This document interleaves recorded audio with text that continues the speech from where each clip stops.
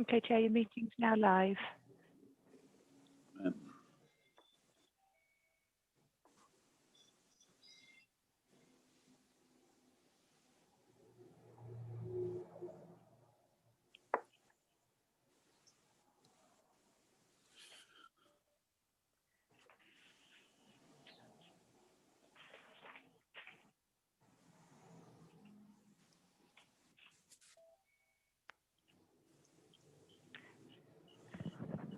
Right. Good morning. Should we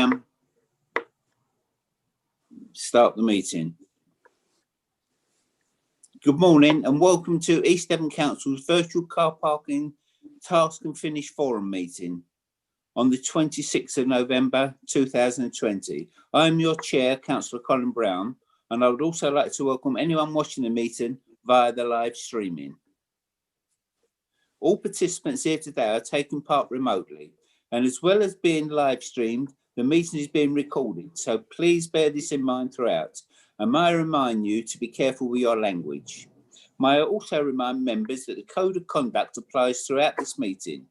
We also reserve the right to remove and disconnect any participant who is disrupting the meeting by whatever means. Please turn any telephone devices off or to silent.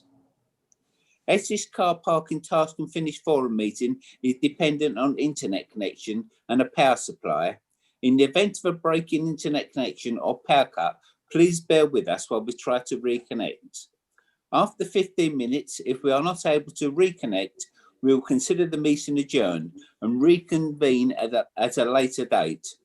Please check the committee pages on our website for details.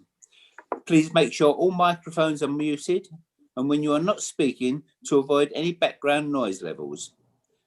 Keep points short and do not repeat points that have already been made, and do not interrupt. If you wish to comment, please raise your electronic blue hand and wait to be called. All councillors have been sent the agenda for today's meeting.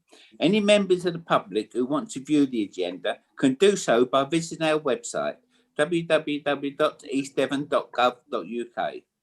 We will now start the meeting by doing a roll call of committee members.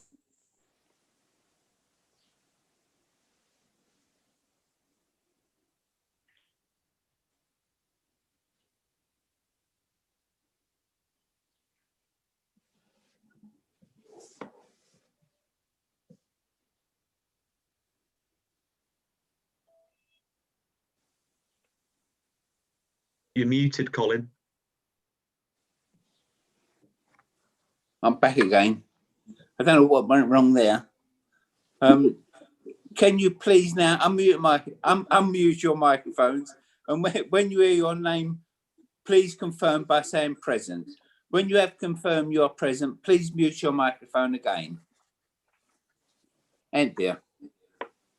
So we've got Councillor Brown. Present. I've had apologies from Councillor Bloxham. Councillor Chapman.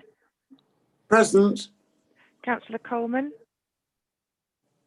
I think he'll be late. He said he might be a bit delayed. I think he's at work. I did have an email from him saying he wouldn't make it today. Okay. Councillor Davey. Present. Councillor Howe. I've had apologies from Councillor Ingham and apologies from Councillor Ranger. Got Councillor Rylance. Present. And Councillor Wibley. In fact, he's working. Yep. Okay, Chair, so we are quorate today. Yeah, just about. I confirm we are quorate. Item 1, public speaking. As I understand it, no members of public registered to speak. Item 2, minutes of the previous meeting. If anyone has any comments on the set of minutes from 19th of November 2021 circulated prior to this meeting, please do this by raising your blue hand. If I see no blue hands raised, I will take this as an indication that all of you have agreed with the minutes of the previous meeting.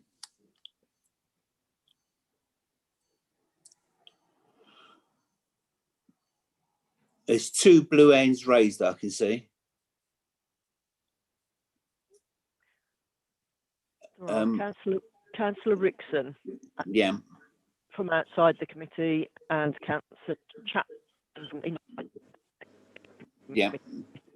I'll take the person from outside the committee first. Councillor Rickson. Thank you, Chair. Having skimmed through this report, I think there's an unfortunate omission.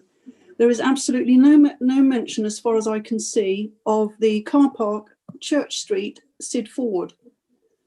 And Sid Ford, I believe, would come as a category 2 car park because it's a community car park. It's used for convenience shopping.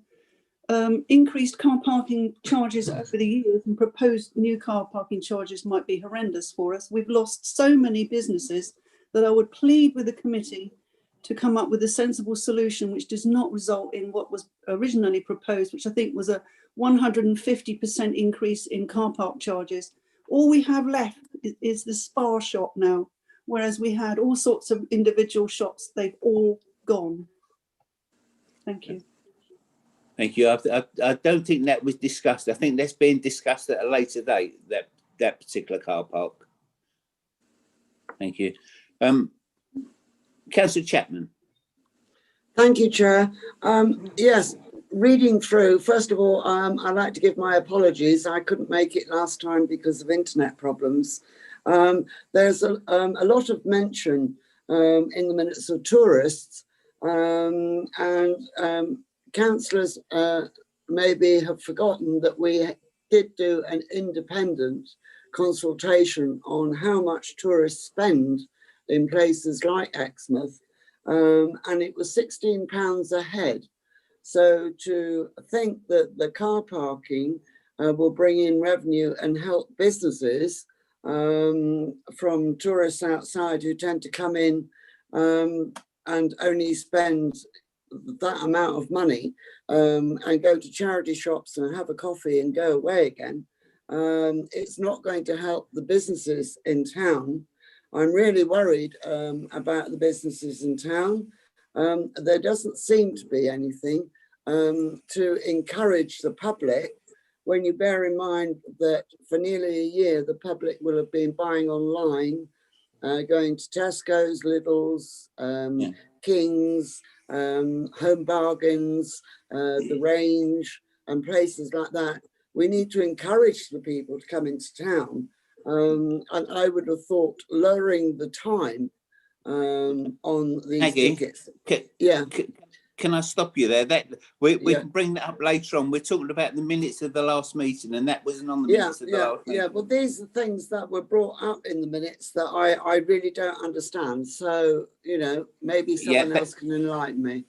That will be discussed either later on today or another meeting, because we've got more meetings to come. We're just trying to get the basics sorted out with regards to car parking charges at various places. Yes, right, I understand that. So we can bring that up in the discussions later on. So you can have your, bring that point across later, either later today or later at another meeting.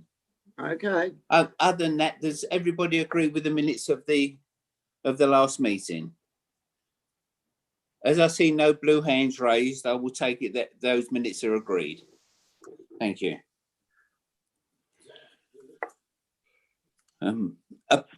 Apologies. I've had apologies from councillors Bloxham, Ingham, Ranger and Coleman. Thank you. I see that Councillor Whibley has joined us, or I see his name. Yes, he's joined us. Thank you. Councillor Howe's joined us as well. Oh, right, that's good. We're gradually increasing in numbers. Declarations of interest. Okay, so I'll do this by roll call. We've got Councillor Brown. None. Councillor Chapman, Only as a resident of Exmouth. Councillor Davey, Exmouth Town Councillor. Councillor Howe, None. Councillor Rylance, I'm a resident and frequent user of Broadclist Car Park, resident of Broadclist, and parish councillor there as well. and Councillor Wibley. I'm an Exmouth Town Councillor as well. Okay, thank you very much. Thank you. Item 5, matters of urgency. There are none. Item 6, confidential exempt items. There are no confidential exempt items which officers recommend should be dealt with in this way. Matters for decision. Agenda item 7, car parking tariff review. Andrew.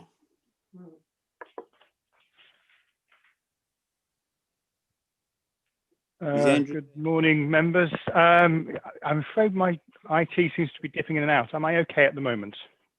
Yes. Yes. Marvellous. Okay. Karen.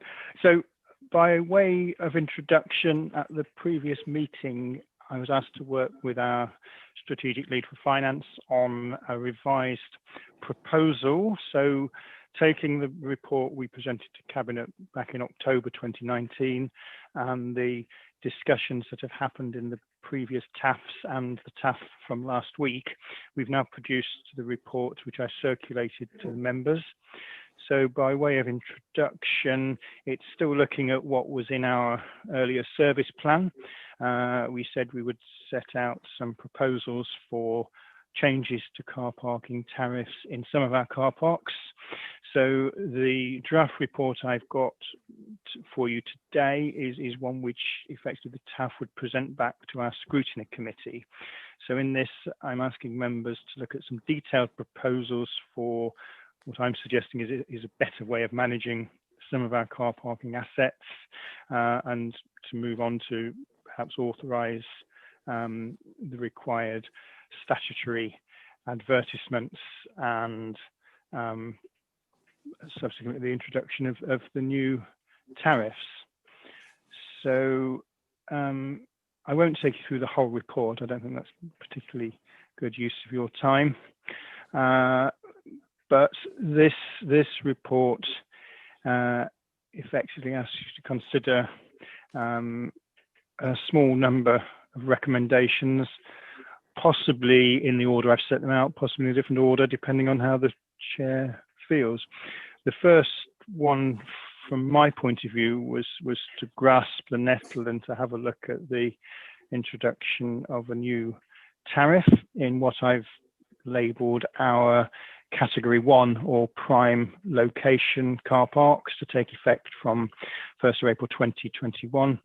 This would not only give us perhaps a better protocol for managing the use of the car parks, as I've set out in the report, but also importantly would help us to deal with some of our budgetary pressures. So the medium-term financial plan raised the expectation that we would deliver 400,000 or thereabouts of additional revenue from the car parks, and by considering increasing tariffs in the prime location car parks, you have an opportunity to consider increases of anything from 10 pence, I'm suggesting, to 50 pence on the standard £1 tariff, to take you closer to or even exceeding that target of £400,000. But I deliberately haven't put into that recommendation 1 yet the tariff that you will bring forward to the scrutiny committee. I took the view that was a matter for members of this TaFF to decide what should go into there. But my assistance to you is I've given you an indication of what it would mean to have anything from 10 up to 50 pence increase on the tariff in the body of the report. Second recommendation that, again, I hope we can deal with today in order to bring things forward into the scrutiny committee in December and then into the budget for next year is to have a look at a revised pricing structure for our permits.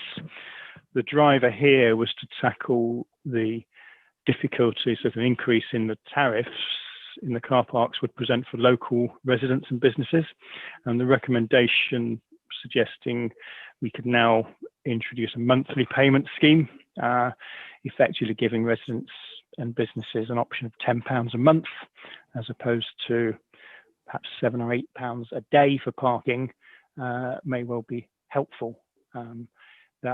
That means a small increase in the annual fee. So £10 a month is the equivalent of £120 a year. It's currently £100 a year, but in the report I discuss the extent to which it's already very, very affordable. If you look at anywhere around East Devon, we are the cheapest by a very wide margin, and at £120 a year, rising to £240 for every single car park in East Devon, it's still incredible value for money compared to any of our neighbouring authorities. Moving down to recommendation 3, I've set out in the report thoughts on what we might want to do with camper vans and motorhomes. I think we agreed at the last TaFF meeting we ought to have a review of this policy. I don't know if the TaFF's going to have time to look at the detail, or if they might be minded to suggest that this finalisation of a policy is too detailed and could be delegated to officers and portfolio holder. But again, I'll leave that for debate. And then the 4th recommendation is in several parts, and I think this is where some of the more difficult items are going to sit, particularly the category 2 car parks, particularly the extent to which car parks need to figure in our climate emergency action plan, and the extent to which any other matters, of which there are probably several, ought to be considered by the TaFF. And my feeling is they probably fit into a slightly different timescale. It would be great if we could make decisions on these today, but I suspect these will step forward into future meetings and may well go to decisions in the new year. But again, I leave that to the chair and members to decide how we move forward. So with that, Chair, do you want me to go through any more detail, or do you want to pause there for further discussion? Well, pause for further discussion, if possible, please. Well, 2 things you haven't put in your report is that when we last increased the parking charges, VAT at that time was 15%. It then gone up to 17.5%, and now it's 20%. So East Devon have absorbed all those increases themselves, and inflation in those 10 years since we last increased the car parking, £1 in 2010 is equivalent to £1.29 nowadays. So, you know, that's a couple of things that we should consider when we're considering an increase, if we do consider an increase in the price of parking. Thank you. Thank you. Right, we'll go out to non-members first who'd like to speak. Paul, Just rate your... Councillor Miller. Councillor Miller's waiting to speak. Thank you, Chair. I think these recommendations as they're drafted are, as Councillor Chapman alluded to earlier, I think they're very dangerous to the welfare of our local residents and our local businesses. I actually agree that hourly tariffs for visitors using our car parks in prime locations ought to be increased, even to £1.50 an hour. The profits go back to fund our climate emergency plan. But any increase for local residents in high streets and town centre car parks, such as Imperial Road in London Inn in Exmouth or Lace Walk in Honiton, will, I believe, gravely risk the future of local businesses, which, after all, we have sought to protect during this crisis. So why punish them now? People already pay a price for shopping local and choosing local businesses, which are often more sustainable over the national supermarket chain conglomerates, which tend to offer free car parks on the outskirts of our towns and villages. Some might say residents should, just hop on the bus. But in East Devon, the lack of affordability and universality of buses means it's much more expensive to travel by bus than by car, which is of course a nonsense. But unlike London and Manchester, we don't have control over the affordability of public transport in our area. And if we did, I'd be agreeing to the increase in car parking charges, but we don't. Finally, recommendation 3 in the report, I disagree that we should delegate authority to the chief executive and the portfolio holders. I think this TaFF, contrary to some people's views, have done an excellent job over the past year. They haven't been parochial, they've been looking at the issues strategically. And I think the camper van and motorhome issue is an issue that I think TaFF could deal with going forward. So those are my comments, and you know, I hope they're taken in the spirit intended. Thank you, Councillor Miller. Is there any other non-members that would like to speak? No? Right, we will go to members. Councillor Maddie Chapman. Thank you, Chairman. Yes, it's me again. Yes, no, I'm not happy with this. Slapping charges on to car parks that already give the highest revenue on local residents. As I did mention earlier, residents have now got in the habit of not going and shopping in town. They're buying online and doing the outside supermarkets and stores like the Range and garden centres. They don't need to go into town. We need to encourage them to come into town. There's no mention at all of, instead of upping these car parking charges, is lowering the amount of time. So you can go in and pay the same as you're paying now, but you have 2 hours instead of 3, etc. We could still then increase the turnover. As for residents parking and residents buying permits to park in car parks and also parking overnight, etc., in these car parks, that does not increase the footfall for the businesses. And a lot of the businesses are really struggling. And I think we are going to lose a lot. If we lose a lot of businesses, you're going to lose a lot of business rates. And so East Devon will be even worse off.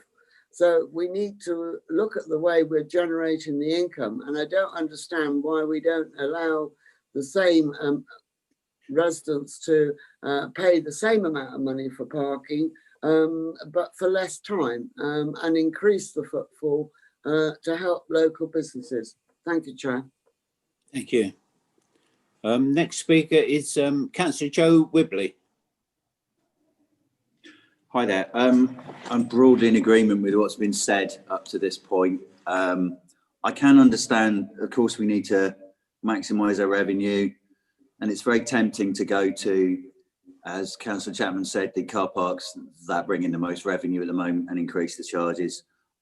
There's a lot of merit, I think, in the increasing charges for the beach car parks that get incredibly oversubscribed in the summer.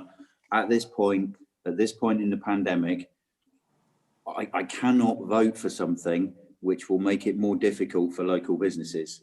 I would suggest we suggest an increase that could be introduced next year in April 2022. At this point, it just goes against all of my better judgment to support something which is going to make life more difficult for local businesses. Thank you, Councillor Brown. Chair. Thank you. Councillor Rylance. Thank you, Chair. Well, my first observation is that there's actually more at play at the moment than the car parking charges affecting local businesses. And so, you know, obviously businesses are under a lot of pressure at the moment. My main problem with this report, Andrew, is that whilst I think it's a really good idea to raise more funds from the coastal locations and, you know, making sure that we can offer good facilities to our visitors, making them sort of moderately self-funding,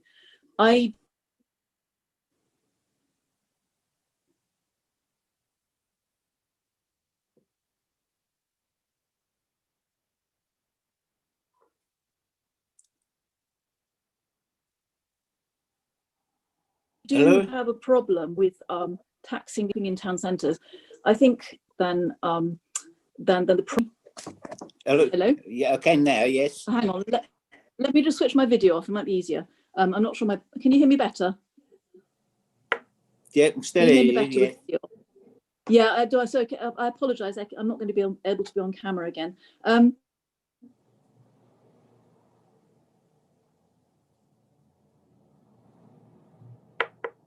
You vanished again. So where did you lose me, Chair? About 30 seconds okay, ago. so can you hear me? Yes.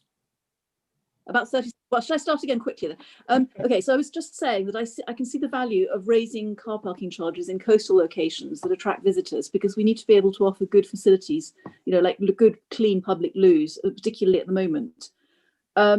There's more at stake at the moment with footfall at businesses than the car parking charges. I'm not sure putting up car parking charges is going to make much difference, to be honest, right now. I know that businesses are under a tremendous amount of pressure, but I am very concerned that the sort of added inconvenience of having to find extra coins or whatever is going to actually push people away from town centres, and that would be a negative effect. I totally get the sort of principle of managing flow through car parks using the car parking charges. I do understand that. However, that's not really what this is about, is it? It is really about having to plug a finance gap. I just think we need to be very, very careful of the law of unintended consequences. And at the risk of sounding like a broken record, I have several times asked about the effect on disabled people of increasing car parking charges on the most conveniently located shoppers' car parks. And I've still not had an answer to that question, because the net effect is going to be that people who need to park the closest to shops are going to be the most affected by this.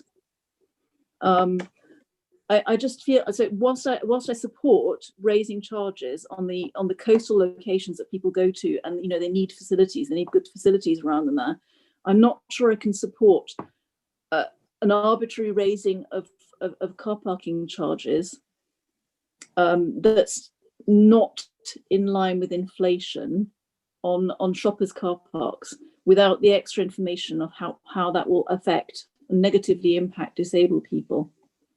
And I said this several times now, and I still don't have an answer to it. So I would really welcome an answer to that. Is there any qualities impact assessment on this? Thank you. Right, thank you. Councillor Ollie Davey. Thank you. I'm going to disagree with some of the previous speakers, actually, and support a raising of charges. As you yourself, Chair, have pointed out, it's been 10 years since those charges were raised. This is probably the worst possible time to do it. And there will be howls of outrage, but I think there are several arguments in our favour. First, if we don't raise extra revenue, then it's going to go on council tax. So people have got a choice. If we don't raise charges, then people will continue to drive into town centres with all the problems of pollution that brings. Actually, I don't think a modest increase, I would suggest 20 pence, would deter drivers. I think a lot will consider will continue to drive into town centres. And it's been pointed out that people can park for free in supermarkets, and that's absolutely right. And the Tesco's car park in Exmouth is always busy, but so is the London Inn car park. And has been pointed out in the report, the London Inn car park is probably oversubscribed. So all those people feel the need to drive into town. They obviously have things to do there. It's probably not for their major weekly shop when they could just as easily go and park in a free car park. They're happy to pay the charges. And I think they will continue to do so. If you can find £1, you can find £1.20. It's not asking a lot. You know, in PR terms, I know we're going to have to defend this, but I think there are arguments in its favour. It's been pointed out that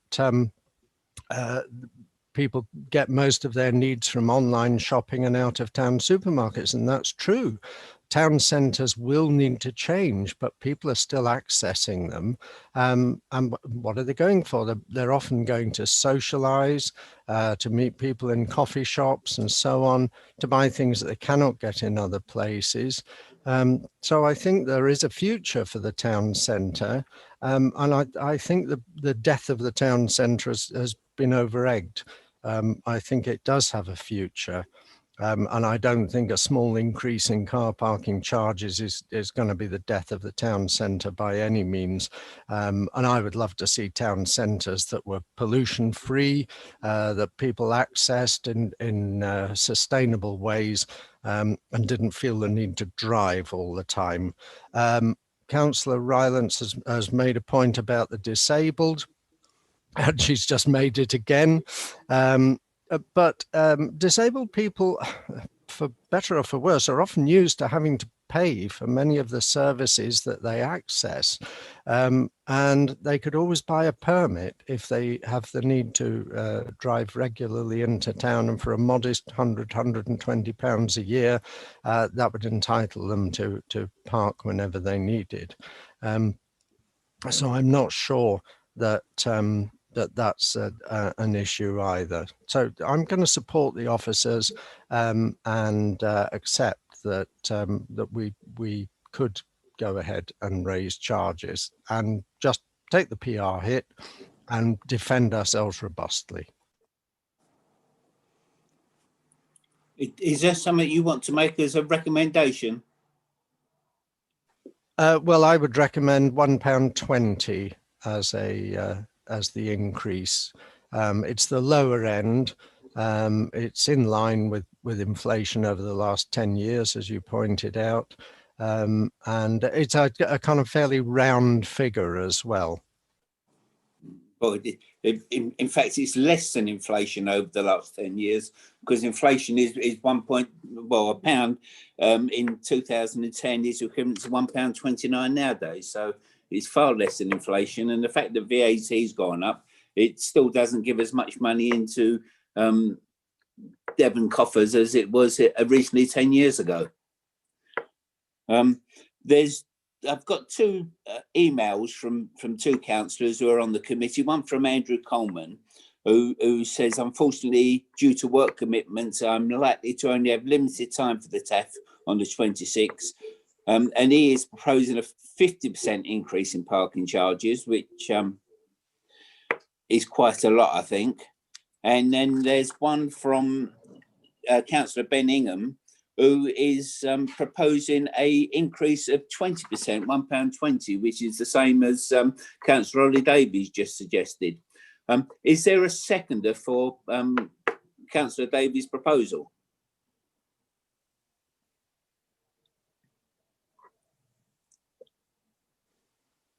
Yes, Chair, I'll second it. I'll second it as well. Yeah. Can we then have, does anyone else want to speak on this? Councillor Jeff Young, you've got your blue hand raised. Yes, thank you, Chair. If I can just come in on a couple of points. I understand why we want to support retail, and that is very important, specifically now. There is the point that we haven't put up charges for 10 years. I think we've lost out, as you quite rightly say. But one of the issues that you're talking about is putting the prices up on beach car parks, but not putting up prices on shopping car parks. Bear in mind, there are some towns that the beach is very close to the shops. And I know of people that go to the free car parks in some of the towns and then walk to the beach rather than go to the beach car park. And one of the problems that you might have is that if your shopping car parks are going to be so cheap that everyone's going to be going to those, and walking with their buckets and spades and kids to the beach. So we've got to look at how to support retail at the same time as protecting the car parks by the shops. Now, bear in mind, Sidmouth car parks, they're both in walking distance to the shops. So how are we going to deal with those? So it's not that easy and simple to just say, oh, don't put the retail shop car parks up and put the car park charges up by the beaches. Somehow we need to work out a way of supporting the retail and at the same time protecting our car parks. Thank you. Thank you. I think Andrew Ennis wants to come back on this. Andrew? Thank you, Chair. I think there are a couple of specific points I just wanted to help members with. First, on equalities, it is an important point. It is and will be a section of any report we present to a formal committee of the council. I did go through a process with these changes, and I did believe and still believe the impact is low. And the reasons I feel that are specifically thinking about our disabled drivers. There are a number of options. For sure, some of them do have to buy a ticket to park in a car park, so they would be impacted. But equally, they will be encouraged by the general promotion now of our really affordable permits and the £10 a month, which is roughly £2, just over £2 a week, which compares, I think, very favourably with whatever proposed hourly rate. So if we can promote the idea that a resident or someone working in a local business can simply decide they're going to pay £10 a month on top of their council tax, and that gives them access to all the car parks in that town, suddenly the pressure's off and they're not worried about feeding the meter with pound coins.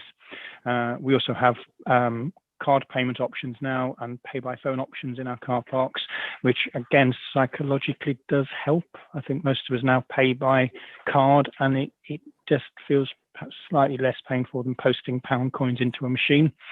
Perhaps a minor point, but the other option for disabled drivers, and this my experience is this is what happens, is if you do have a blue badge, you can park on street without charge, either in pay and display bays on street or on single or even double yellow lines for a period that allows you to go to the shop from the most convenient parking location without even having to worry about the car parking. So the number of disabled drivers in the car park compared to the number of disabled drivers parking free of charge on street is relatively small. So for those reasons, I think the impact on disabled motorists is relatively low. Final point on that, Chair, is that we also have a scheme, a means tested hardship scheme for local residents who are registered disabled. They do and will continue to be entitled to get a free East Devon parking permit if they want to apply for one. It is means tested, but I can't tell you the number, but there are I think over 100 local residents who have that facility already, and that won't be taken away. So if they really can't afford one, they will get one for free. The other equality strand for me is clearly the affordability of parking. I think Councillor Miller made the point quite strongly. And the last thing we want to do is make life hard for people at this really difficult time. So both residents and businesses, and they may well be one of the same people, are struggling and will continue to struggle. And this is where I think that the £10 a month permit is a real winner. I get that, you know, parking charge of whatever it might be, £3, £6, £7, whatever it is onerous if you having to pay it every day.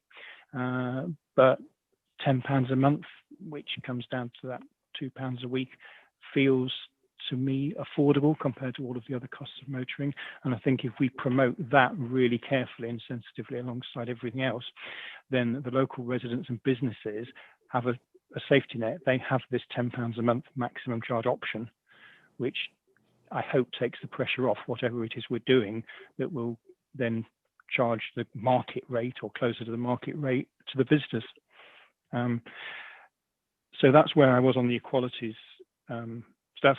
And then the general point about harm to business is again mitigated by the £10 monthly charge for anyone who's using the car park regularly. Thank you, Chair. Thank you. Councillor Rylance. Thank you, Chair. Can you hear me? Yes. Can you hear me?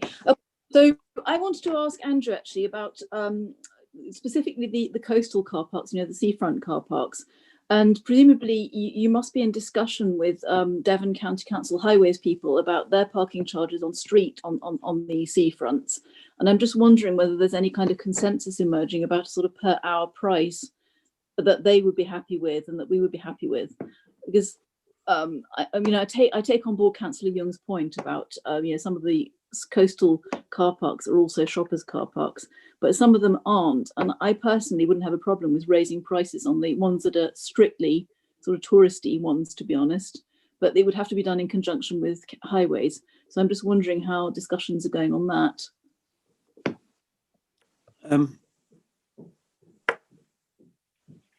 Chair, can I respond to that?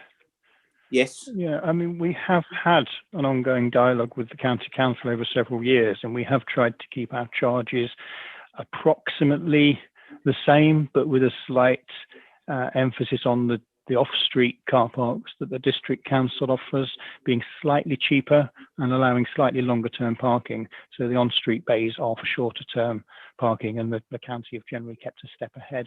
I haven't consulted them over the present options because at this stage I haven't had a steer as to where we're going, but I will do that based on the recommendations of this TaFF to make sure we are still in line and that the District Council's off-street parking does not become more expensive than the on-street option.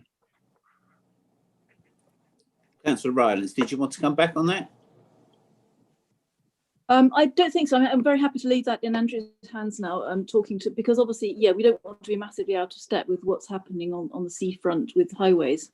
But equally, it would be nice if people parked in car parks rather than along the promenade, to be honest. Thank you. Councillor Coleman. Yeah, hello again. Just referring back to, I was quoted earlier when I just joined, so I was late to the meeting, by the way.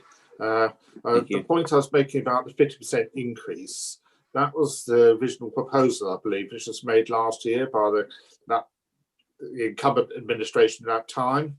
I wasn't just proposing for that on its own. I suggested that we should have a sort of discount scheme for local people to compensate a bit. I think the £10 scheme has been suggested, sounds reasonable. I thought of something like a bit like a rail card scheme, like the network card where you pay £30 and you get half price travel all year. And the sort of similar scheme for the car could work.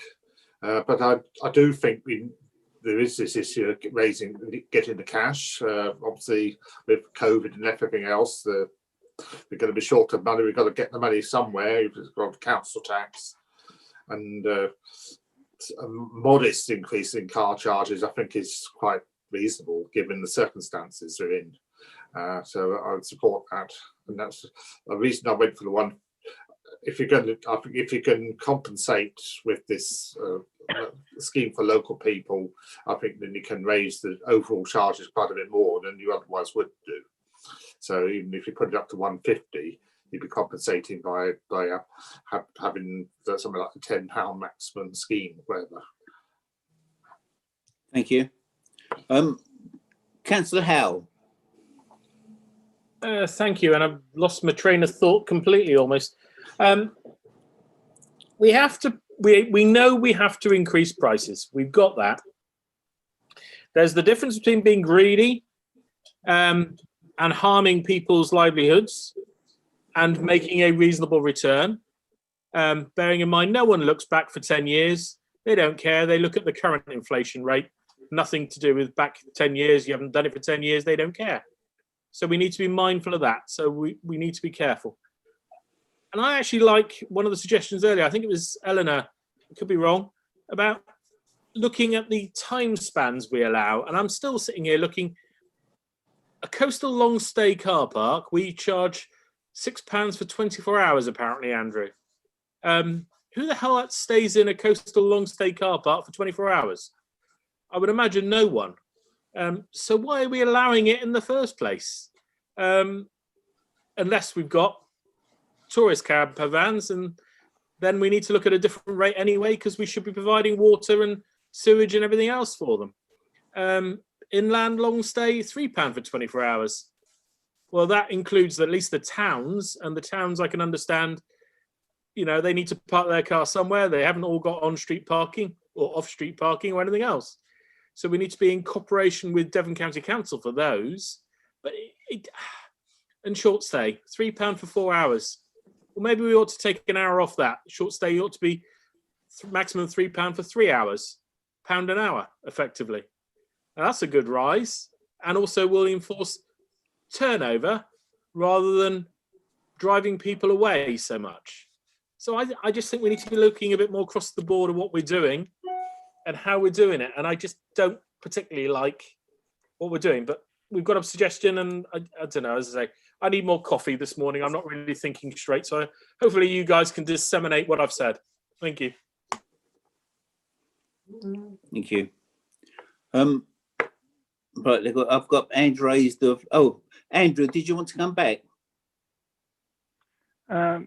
Chair, yes, please. I think they were really interesting points that Councillor Howe made, and just by way of background, I think they are historic. The fact that we've had a £3 for 24 hours in inland short long stay car parks and £6 for 24 hours in the coastal kind of reflects what the use pattern has been. I'll explain it, but there is scope now to have a think about that if we're not sure it's right. The inland parks tend to serve two purposes. They tend to accommodate commuters who work in the town during the day, and they tend to accommodate residents overnight and at weekends. So we've historically tried to keep them relatively cheap. There's probably scope to do something with that, particularly if we factor in the £10 a month permit option, which would then allow permit holders to stay in those car parks all day and all night if they so wished. The reason we've allowed coastal long stays to do up to 24 hours is I think that a number of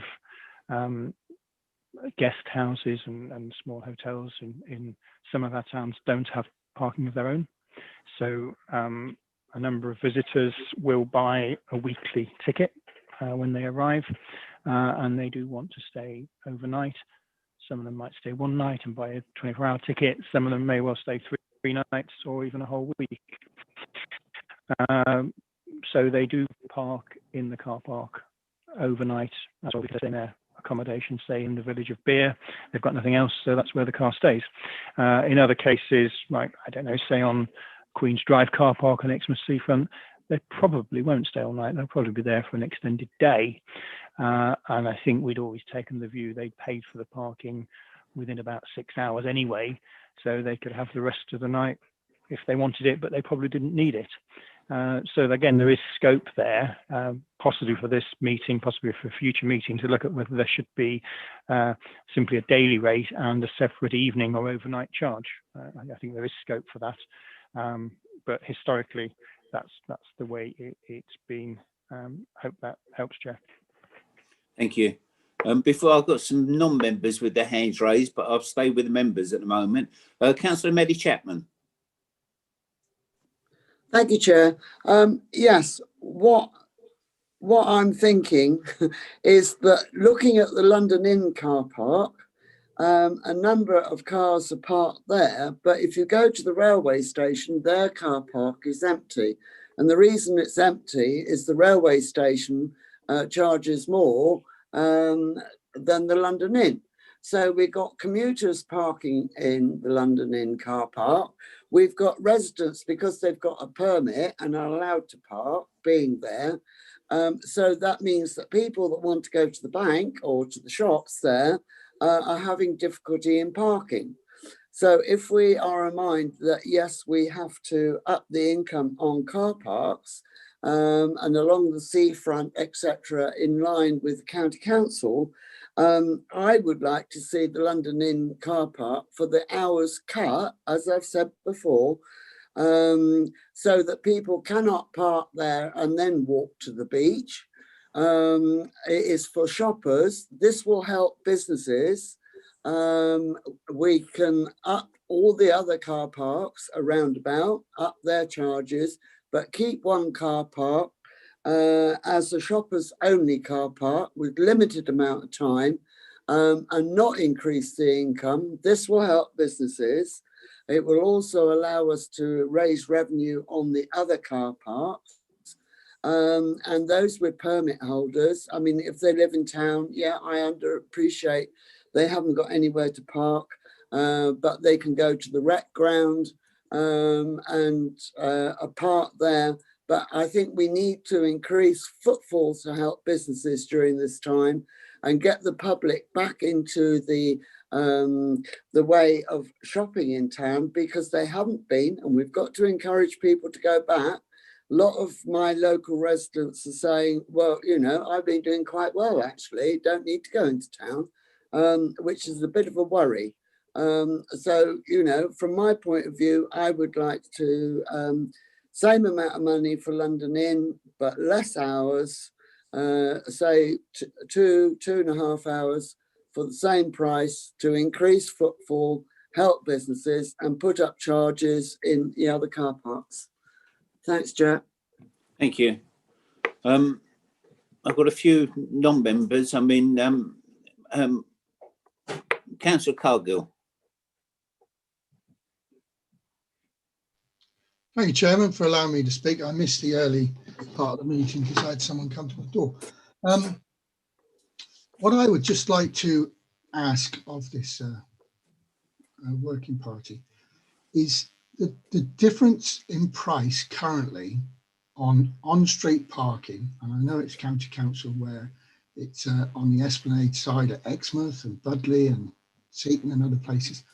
The charges variate. The variation in prices is quite significant, especially Budley and Exmouth. And I wonder why that is. I cannot understand why it should be different. Surely we should have parking meters that charge the same prices for on-street parking. Also, you know, we've got to look at this in the round. This is East Devon, and East Devon goes way inland. It's not just about coastal parking where everybody comes to park. There's car parks that are in a rural village that are just significant to that rural village, and that rural village could be quite small, but it's still got a council car park. Should they be paying the same price as other larger car parks? I don't know. That's quite a difficult one to challenge. But also the fact of somewhere like Exmouth, where I am resident and have been all my life, is you look at what the situation is with the car park. You've got that whole Esplanade, which is Devon County on one side, always has been. You know, you've got Mare Road, you've got Imperial Road, you've got Foxholes car park. You've got all these car parks. You've also created as a council for camper vans to park on the seafront, on the Chevron parking, on the Mare side. It's full up with people using vans. They're not motorhomes, they're camper vans. So, and those camper vans are generally people that are kite surfers using the water sports facility. So it's no good saying that we create a water sports facility, oh, it's got a car park, 35 spaces, because those people are legitimately allowed to park in those car parking spaces. But we seem to have created that for motorhomes, but motorhomes can't park there because the vans are there. So once again, we had a motorhome TaFF created 3 years ago. The last meeting, which I was attended at, was quite some time ago, and I know we've had coronavirus going through this year. But 3 years on, we have three authorities, Devon County, Exmouth Town, and the District Council, all on that campervan TaFF, still haven't come to a solution. Now, either we're going to provide, as a District Council, an airtight facility like they have in Europe, where we provide water, sewage, grey water disposal, and we charge. But if you're not going to provide all those facilities, you provide somewhere to park, like in Mayor Road car park, and people do use that all year round. It's not just a summer activity anymore, motorhoming. And I talk from experience.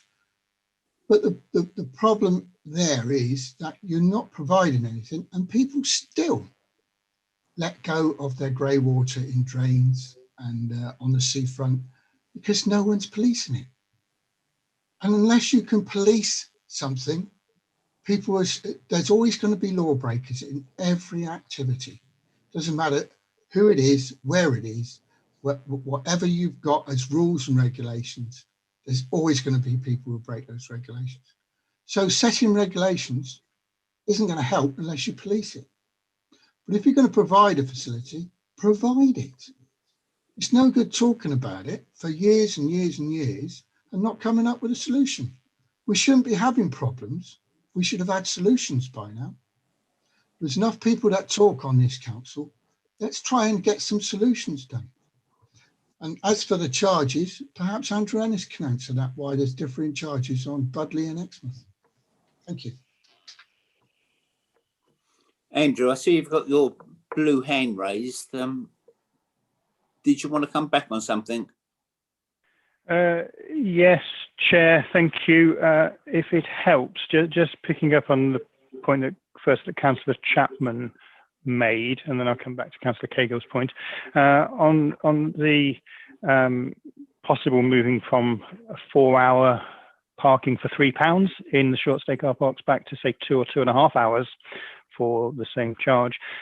Just as a note, really, I was under a lot of pressure from Chambers of Commerce, probably about 5 years ago now, where they were really concerned that short stay car parks used to have a 2-hour restriction. They then moved up to 3 hours. And again, they still felt that placed town centre customers under time constraints, and they were rushing out of the shops saying, my parking's about to expire. And they wanted shoppers to have a more relaxed experience. So just a word of caution that if we put it back to 2 hours or 2.5 hours, we may need to consult with Chambers of Commerce and just to make sure this is really what they want, because the time pressure on shoppers was cited as one of the reasons why town centres were struggling. So I thought it was just worth raising that, Chair. In terms of Councillor Cagle's point, if you read the detail of the motorhome and camper van stuff in the report, I would like to crack on with it. I am asking the TaFF if they would consider delegating this to officers to move on with it. If not, let's have the debate as soon as we can. I don't disagree really with any of Councillor Cagle's points. The Queen's Drive echelon spaces you refer to, Councillor Cagle, are only suitable for shorter vehicles anyway, which is why you don't see the large motorhomes in there. We put, I think, a 5.2 metre length restriction, so it is the typical Volkswagen kind of surfers van that you will see there. Obviously, the Water Sports Centre car park isn't yet open, but I have already been asked if I would manage that as part of the council's car parks portfolio next year. So we will have some control over that, and I would like to see a sharing out of use between that car park and the public spaces. Yeah, the whole question of what we should be doing is something I'd like to move forward, and I would like to have a policy as soon as possible. And whether this TaFF wants to be involved in developing that or delegate it is entirely up to you members and the chair today, I think. Thank you, Chair. Thank you. Non-members, we've got Councillor Miller that wants to come back on something. Yeah, thank you for letting me come back. Going back to focusing back on the recommendations before us. I'm sorry, but why would you increase hourly car parking charges for local residents in high streets and town centres immediately after a pandemic? What kind of message would that send? You know, I like Councillor Whibley's idea of not increasing anything for local residents until 2022. I personally would like to see prices frozen for residents and increase visitors. How you do that, other parts of the country do it well. You introduce a card for residents where the prices are frozen, and you increase the tariffs for people who are non-resident, and that will increase our financial position while protecting the cost of living for local residents. And as I said at Cabinet last night, and I need to repeat it, East Devon residents have been hit harder by the pandemic because of our economy than other places. And I don't think this is being recognised. As I say, it's up to the TaFF. If this goes to full council, I'll be voting against any increase for residents. Thank you. Thank you. Yeah, I mean, we are considering in the next part of the agenda doing a monthly payment for residents, which they could possibly, if it could be arranged, pay that when they pay their monthly standing order for their rates. That could be added into it, so that would make life slightly easier. I mean, it's never easy to find money, but that should make it slightly easier for people. Andrew, you got your hand raised again. Was there something you wanted to come back on?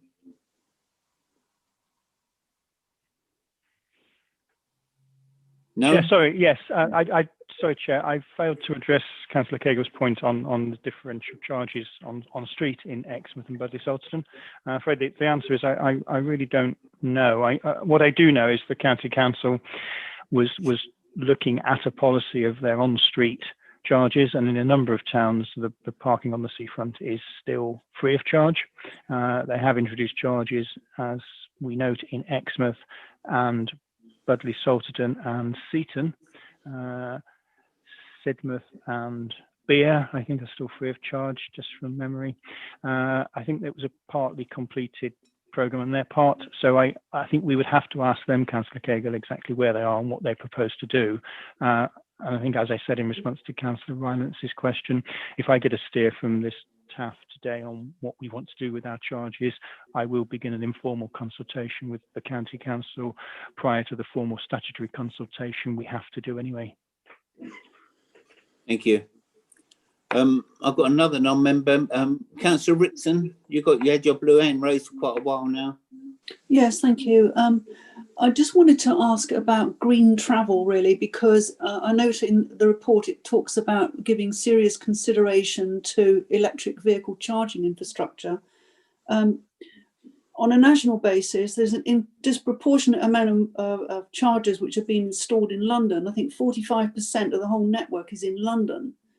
And it's a chicken and egg situation, isn't it? Unless people have the assurance that they can charge their cars overnight, particularly perhaps for visitors who are not staying in the larger hotels, which may have their own facility, I don't know, we are going to have to provide this. And of course, it could be a revenue stream, but how is this going to work in terms of, I don't know how long it would take to charge. And so presumably you pay for the charging the car and for parking the car in the car park for that time. And I don't know, but and how is this going to, what sort of evaluation has been given to how this is going to contribute to our revenue? Because I know it's going to be expensive to install chargers, but it is an avenue that we need to go down, and maybe we could achieve economies of scale by a joint purchase scheme with Devon County Council and other district councils in order to bring the costs down.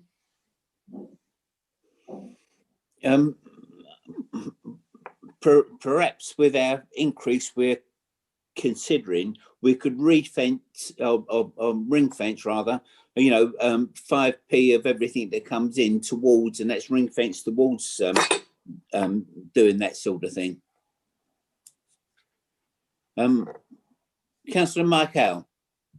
I need to pick up because I get worried when we talk about electric cars, because it looks like electric cars aren't going to be the solution. Hydrogen cars are what is coming rapidly, and hydrogen fuel, obviously you still need fuel stations, and that solves the problem because you generate hydrogen from electricity but in plants, and gets over the issue of having to try to accommodate where you can't accommodate electric cars on street. So I think we need to be careful, but I do agree with Councillor Rickson's comments that at the same time we need to look at what we can provide in our car parks. Just I don't think we need to go charging down one route and installing hundreds of electric chargers in our car parks overnight, if you get my meaning. We need to take a pragmatic, very sensible business type look at it and also look at the future as to what that is going to provide. Because as much as I like electric cars, and I do, I've no end of fun with them, they aren't suitable for everybody, particularly in our towns. So we've got to be really careful that what we provide is the solution that people will, in the next 5 years plus, go to. But good luck, shall we say. Thank you. Councillor Davey. Thank you, Chair. We're talking about cars. The fact is, from a green perspective, we have got to stop using the fossil fuel car. I don't know, I'm not sure I agree with Councillor Howe that hydrogen cars are the answer. And he says electric cars aren't. In a sense, no, they're not. Not if we keep with the same model of several cars per household. That's probably unsustainable simply from a charging point of view. The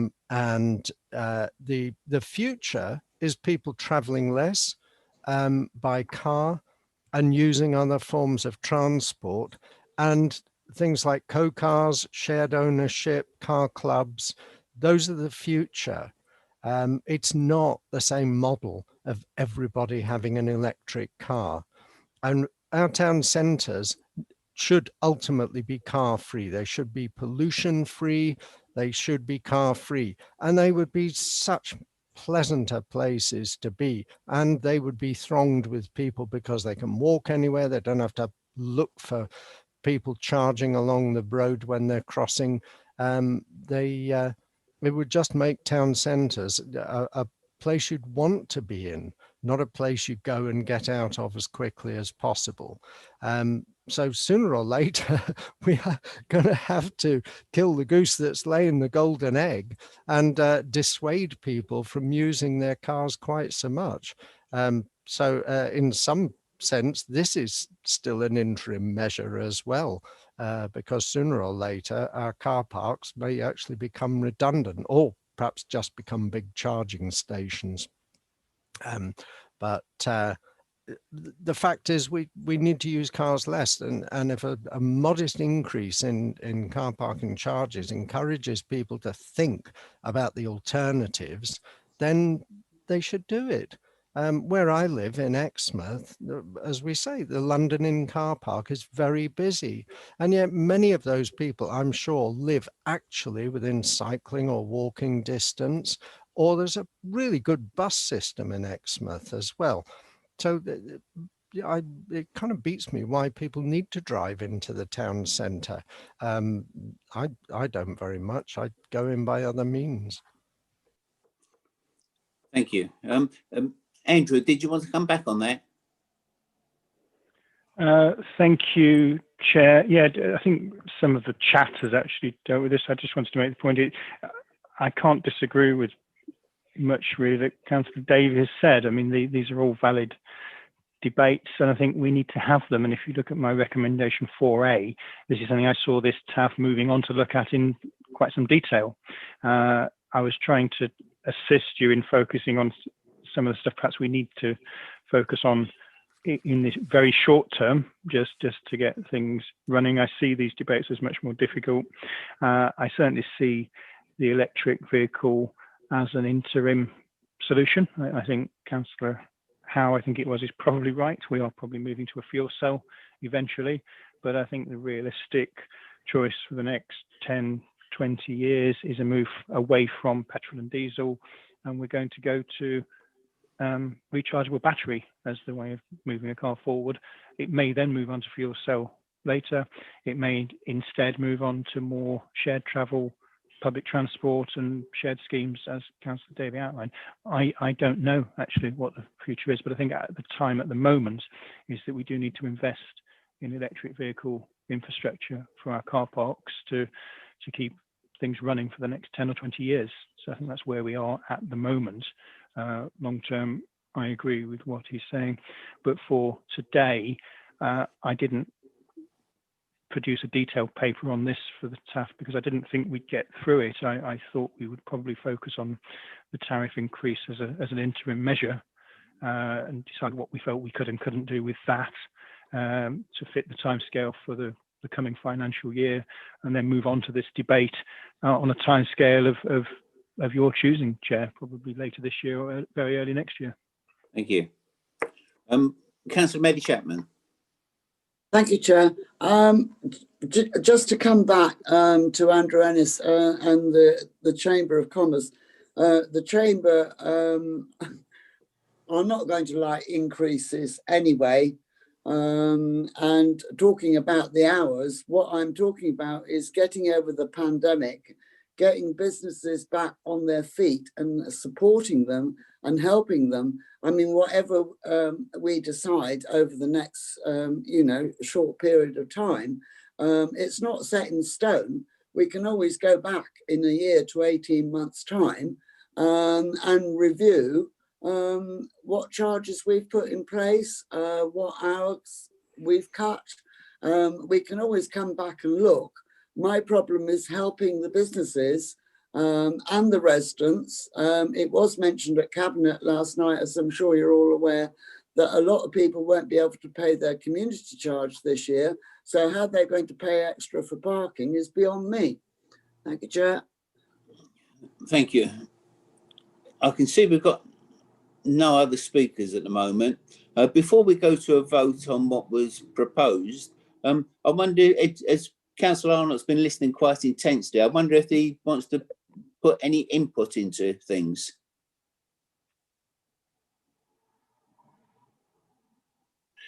Thank you, Chair, very much. No, I'm not sure that's appropriate, actually, Chair. Really grateful for that. I think it's a matter for the committee, and I look forward to hearing what's said when they pass their recommendations. And sorry for being halfway up the screen.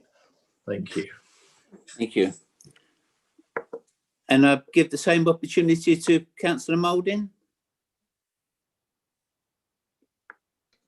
No, likewise, Chair. I'm listening intently and will be pleased to hear what you're going to recommend to scrutiny. Thank you.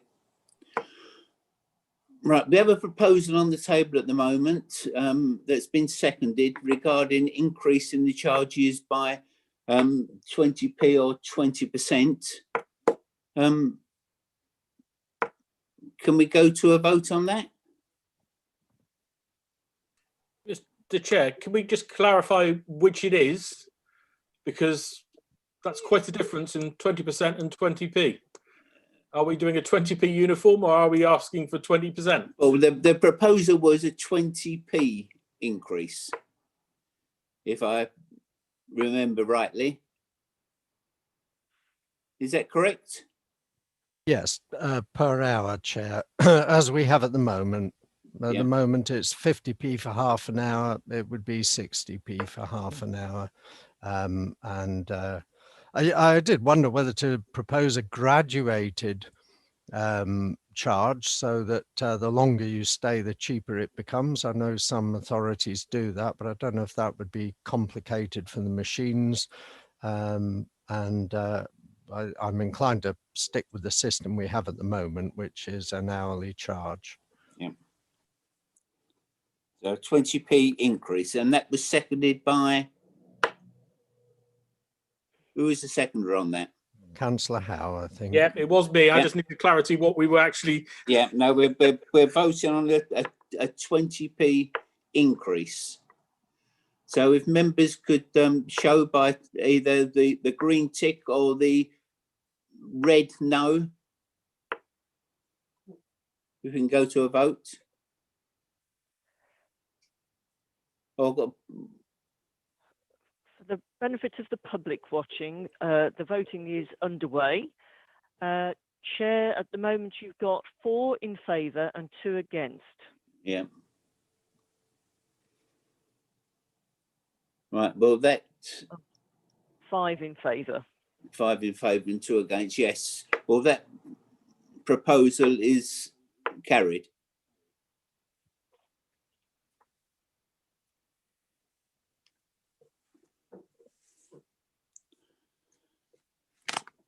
The next item is to discuss residence permit charges. So is there any speakers on that?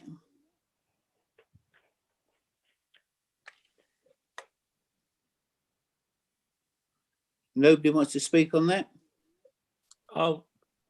Chair, I'll propose, as per the officer's recommendation, for an item 2 on the increase in the monthly payments and everything else. So I'm happy to go along with the officer's recommendation. I'll second that. Right. Is there, I mean, rather than separate direct debits or whatever it might be going out, could that be arranged so that was going out at the same time as their monthly rates bill, which might make it slightly easier for people? You know, I know it's never easy to find extra money all the time, but is that possible?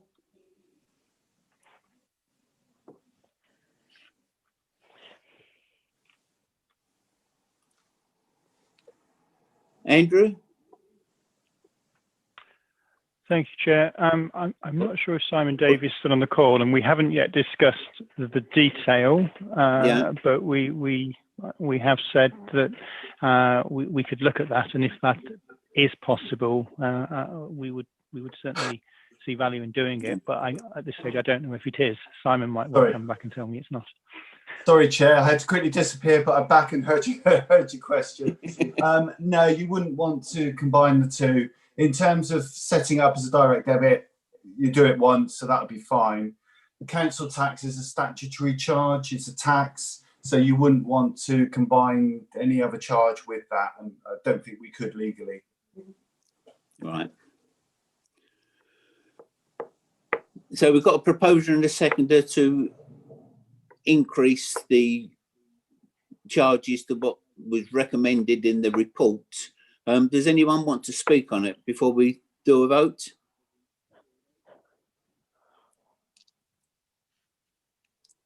No? Well, in that case, we will go to the vote on it, and it's, you know, the green tick for approval and the red cross for those against it.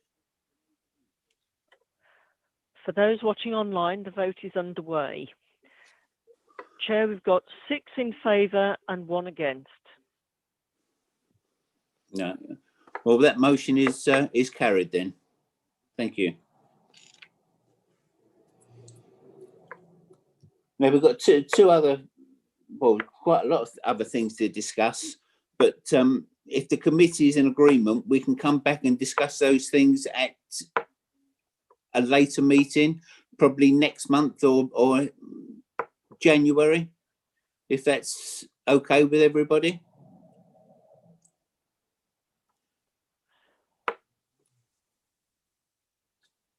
Are people in agreement with that, or do you want to carry on? Depends if they're urgent or not, Chair, surely. Sorry? It surely depends if they're urgent or not. I think we've dealt with the 2 urgent things that we've got on the agenda today, which was getting recommendations so they can come forward to scrutiny on the 10th and then go forward to full council. Andrew. Just to request, Chair, that probably the most urgent matter for me is whether the TaFF wants to revisit all the discussions on motorhomes and camper vans, or whether you'd like officers to press ahead with developing a policy based on the discussion I've set out in this report. And I don't know if you have time to just discuss that particular item, just to get as far as whether you want to be involved any further, or go with recommendations for and delegate that to officers at this stage. Yep. Committee? Michael, you've got your hand raised. Funny enough, right on this point, I'm happy to delegate it to officers. I want it to come back to us, though. Yeah. And you get my subtle difference in the way that is phrased. So we need to be part of that, but officers, you need, unfortunately, as you always do, need to do the background work and give it back to us. I mean, there's lots of things in this as well. And other things, I'm thinking of the Exmouth car park that's sat behind the seafront, that's not used a lot. Massive car park. We've resurfaced it recently, and I'm trying to think of what car park it is. I'm sure all the Exmouth members will know, but it's an open tarmac thing, and we need to put some trees back in it, like we've done with Queen's Drive and other stuff. So it's not just about camper vans and everything else. It's how we treat our car parks, how we bring the environment back into our car parks, and if people are staying in them particularly, it needs to be a little bit more attractive, a little bit more environmentally friendly and everything else at the same time. So it's a mixed bag that I think we just need to be a bit more expanded on, and why I want us to come back to it, shall we say. So I'd propose that, please. Yeah, well, if you like, Mike, I will propose that from the chair. Yeah. Councillor Maddie Chapman. Yes, I agree with Councillor Howe. And it's the Mayor car park. Thank you. Thank you. Councillor Davey.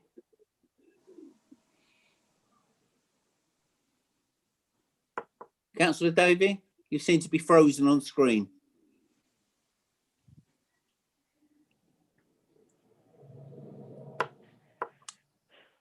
No?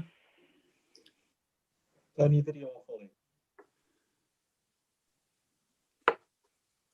Right, we've had a proposal for that to come back, go to officers and then come back to committee.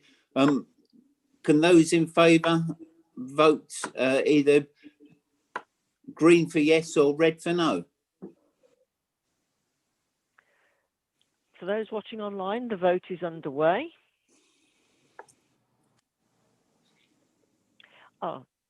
Chair, we have 7 voting for. Yeah, that makes it unanimous, doesn't it? Yeah. So I think that brings the meeting to an end, unless there's anything else anybody wishes to discuss.